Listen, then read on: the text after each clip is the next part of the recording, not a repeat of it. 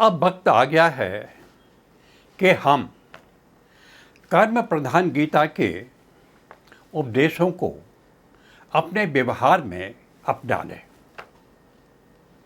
मैं मेजर कृपाल वर्मा हूँ, आर्मी से रिटायर हूँ।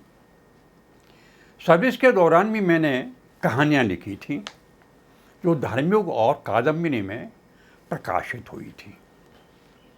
मैंने उपन्यास भी लिखे और प्रकाशित भी हुए। आप संदर्भ के लिए चाहें तो pranitapublications.com को एक्सप्लोर कर सकते हैं। अब हम भी अर्जुन की तरह गांडीव उठा लें और अपने आक्रांताओं पर विजय प्राप्त करें। हमारे ही बीच में तो रहते हैं हमारे दुश्मन। अर्जुन के भी तो सभी सगे सहोदर थे, लेकिन थे धर्म विरुद्ध। जो भी अनर्थ करता है, सामाजिक बुराइयों में संलिप्त है या अधिकार से आगे खाता उड़ाता है, वह हम सबका दुश्मन है और उसके खिलाफ आवाज उठाना हमारा धर्म है।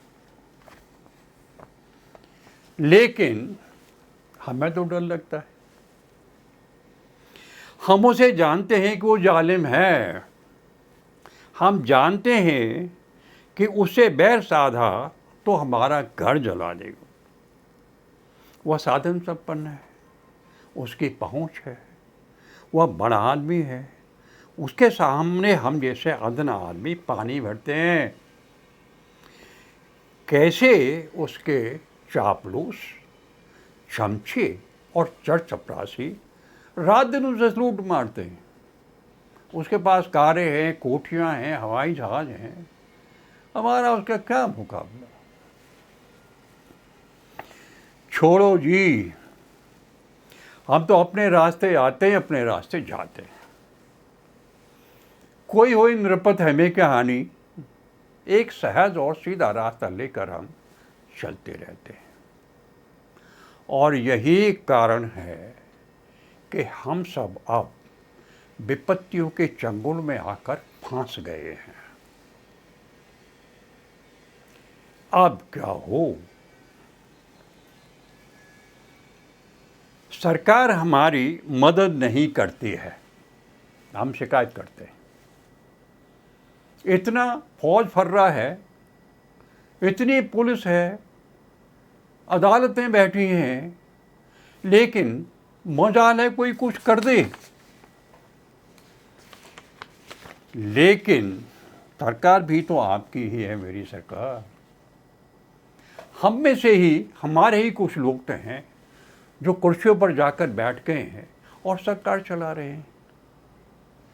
लेकिन विडंबना ये है कि भ्रष्टाचार का सांप हमारे पैरों के नीचे नीचे नीचे सरकता ही चला जा रहा है, हमें सटकता ही चला जा रहा है। कोई त्राण नहीं, कोई विकल्प नहीं। अपनी आवाज को बुलंद करो पार्थ, केशव कहते हैं। गांडीव उठाओ, नपुंसक मत बनो पार्थ। धर्म युद्ध करो, ये तुम्हारा कर्म है। ये अकर्म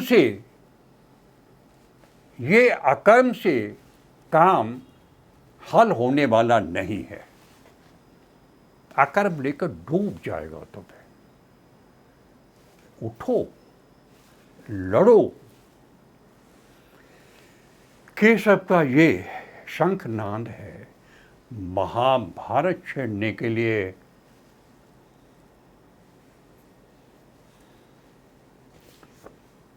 केशव आज के संदर्भ में सच है, हर जगह सच है।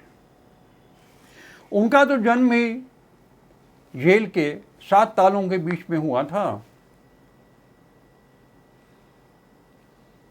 कंस मामा की जेल में बंद थे। काली अंधियारी रात थी। यमुना भी अपने पूरे उस पर थी। पहरुए बैठे थे जिनके बीच से चींटी भी निकल के नहीं जा सकती थी। लेकिन कमाल ये हुआ कि केशव का जन्म हुआ और वासुदेव अपने नन्हे जातक बेटे को टोकरी में बिठाकर यमुना पार कर गए और लौट भी आए। मामा कंस सोते रह गए। ये चमत्कार हुआ तो कैसे हुआ? एक बहुत सीधी सच्ची बात है। धर्म युद्ध जहां होता है वहां सारी कायनात की शक्तियां आपके साथ आकर खड़ी हो जाती हैं और तब आप शिशु नहीं रहते, परम शक्ति बन जाते हो। हर ओर से आपको सहायता मिलती है, शुभकामनाएं मिलती हैं और आप जीतते हैं। जहां धर्म युद्ध है वह विजय होना तो शाश्वत है, अवश्यंभावी है, सच है। तो उठो और लड़ो।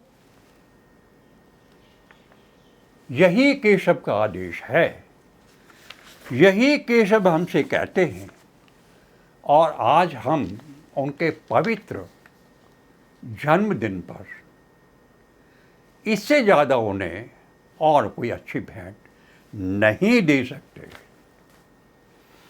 जय श्री कृष्ण।